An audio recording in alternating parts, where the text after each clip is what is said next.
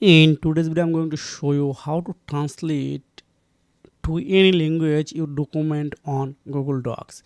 So first I open Google Docs on my computer, then open this design. So if you have found this video helpful for you, make sure like and subscribe the channel.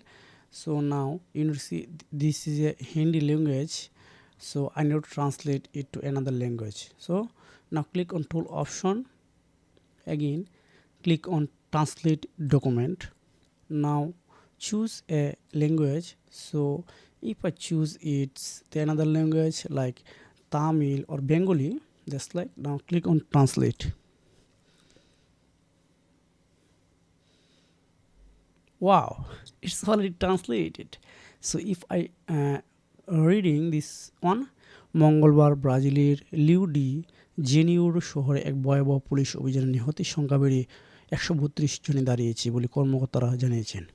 Wow, this is very very good, and no here are no grammatical mistake I found.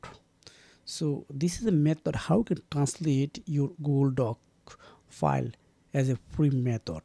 Thank you.